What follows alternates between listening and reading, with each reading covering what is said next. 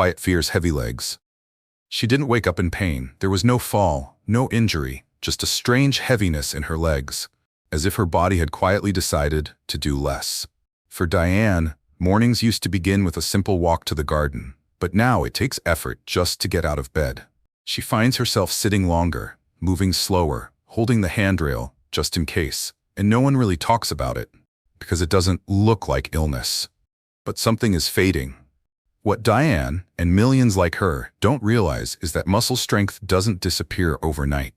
It vanishes in silence. A condition called sarcopenia slowly chips away at your mobility, your balance, your independence, until one day your legs hesitate before your mind does. But here's the good news. You don't need prescriptions. You don't need expensive programs, just a few simple foods, a few steady steps, and a bit of patience. No pressure, no guilt, just quiet choices, made in your own time. Forget the pharmacy. The real healing starts with what's on your fork. When strength leaves without a sound. Tom didn't mind slowing down. He had earned it, he thought. A lifetime of hard work, long hours under the hood as a mechanic, and now, quiet mornings with his coffee and newspaper. But over time, something began to shift. He noticed it when getting out of bed took more effort. When lifting the grocery bags left his arms sore longer than before, but it was his legs that concerned him most. They didn't hurt.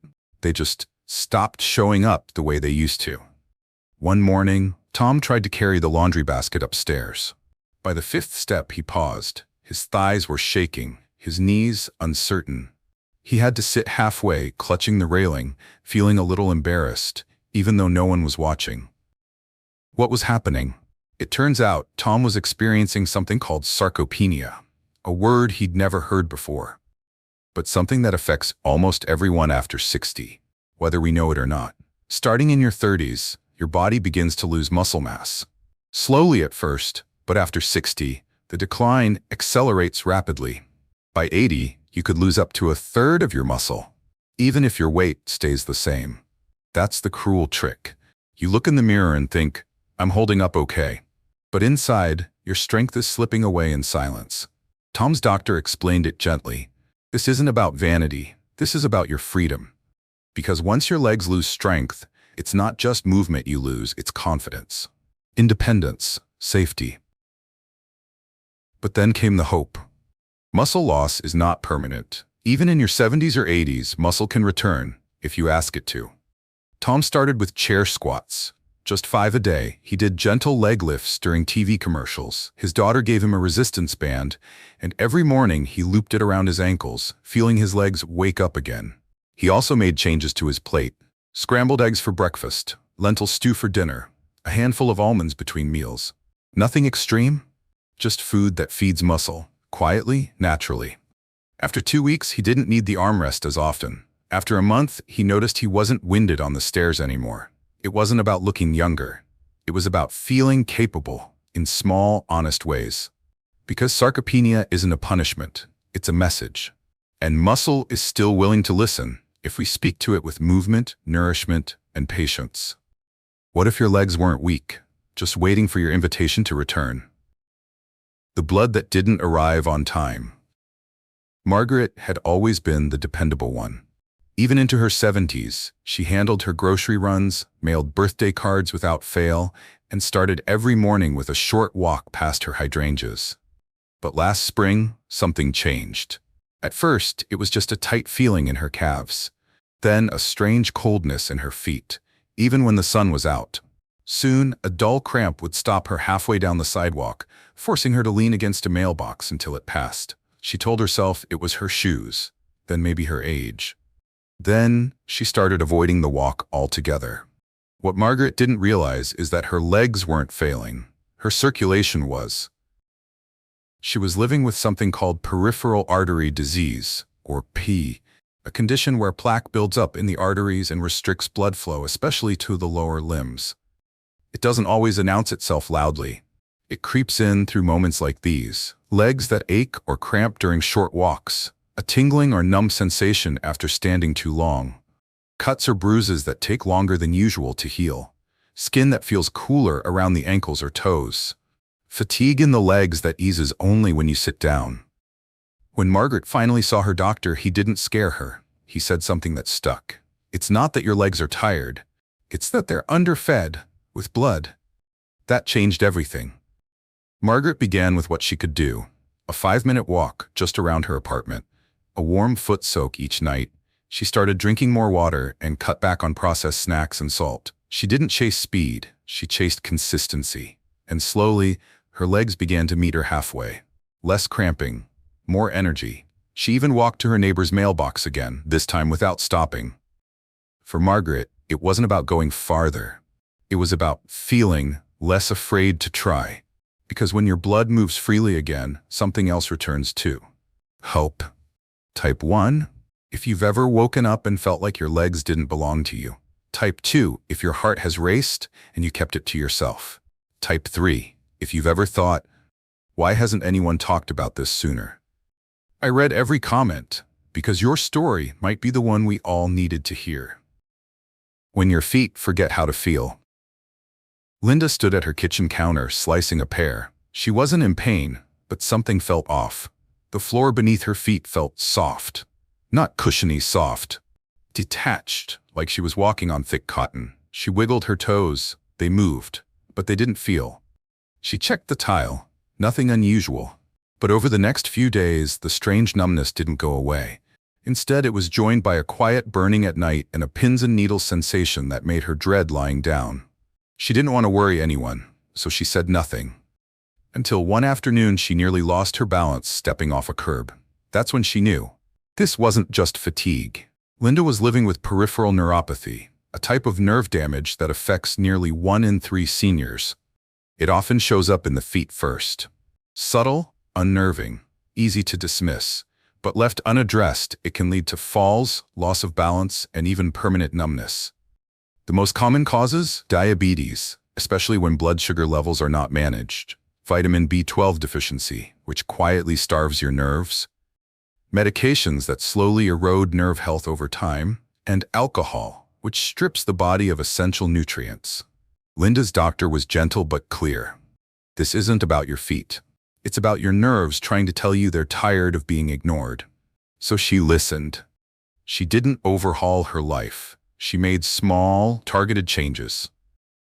She added more eggs, spinach, and dairy to her meals, foods rich in B12. She cut back on sweets and processed carbs. And each night, she rubbed her feet with warm oil and a soft cloth, a ritual that became a form of healing. Within weeks, she felt more grounded, not just physically, but emotionally, because when your nerves begin to reconnect, your sense of safety returns too. One morning, she stood barefoot in the kitchen and whispered, "I can feel the floor again."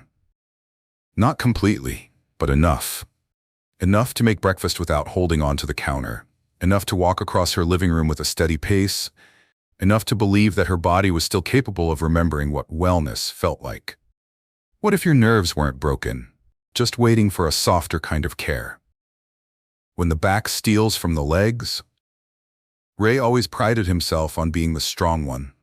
He opened jars for his neighbors, fixed leaky faucets, and never asked for help.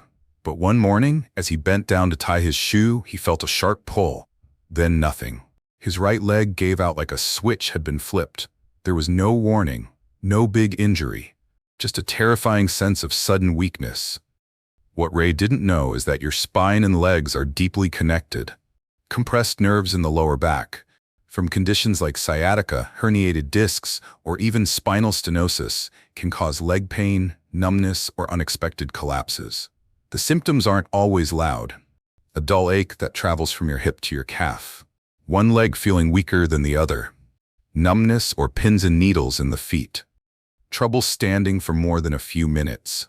Ray thought he needed more leg exercises, but the truth was, the problem was behind him, literally. He began with gentle, knee-to-chest stretches and seated spinal twists, just 5 minutes each morning. He swapped his old recliner for one with better lumbar support, and he set a timer to remind himself. Stand up every 30 minutes. The change wasn't dramatic, but one day he stood from his chair without bracing the table first. He paused, then smiled. It wasn't just his legs coming back. It was the quiet return of control. Ray didn't need a back brace or a long list of medications. He needed permission to move slowly and consistently. What if your legs weren't giving up, but waiting for your spine to make peace with gravity again? When minerals go missing. It started with a cramp. Diane jolted awake at 2:13 a.m., her leg twisted tight like a coiled spring. She reached for the lamp, gritted her teeth, and waited for it to pass. "It must be the cold," she whispered. But deep down, she knew something was off. Over the next few weeks, more signs appeared. Random twitches in her calves, a flutter in her chest that came and went, a vague shakiness when she stood too quickly. What no one had told Diane, what many seniors never hear, is that electrolyte imbalance can sneak up quietly. Magnesium and potassium are two of the most essential minerals for muscle and nerve function. They help your legs move smoothly, your heart beat steadily, and your body stay calm. But after 60, your ability to absorb them drops, and common medications like diuretics or heart pills can flush them away without warning. The signs? Nighttime cramps, muscle twitching, fatigue or dizziness, legs that feel shaky, even after rest. Diane didn't need more prescriptions. She needed food. She began adding a banana to breakfast, sprinkled spinach into her eggs, sipped warm water with a pinch of sea salt, even snacked on a square of dark chocolate in the afternoon. Guilt-free, magnesium-rich, and quietly healing. Within a few weeks, the cramps eased, the tremors faded, and something else returned. Ease. Ease in walking. Ease in sleeping. Ease in trusting her body again. No extremes, no magic tricks, just simple daily minerals already waiting in her kitchen. What if your strength didn't need a supplement, just a sprinkle of something real? What 10 minutes can do? Harold didn't believe in exercise. Not anymore. "I'm too old for that," he used to say. And every time someone suggested a walk or a stretch, he'd wave them off. "My walking days are behind me," he muttered, half joking, but half afraid it might be true.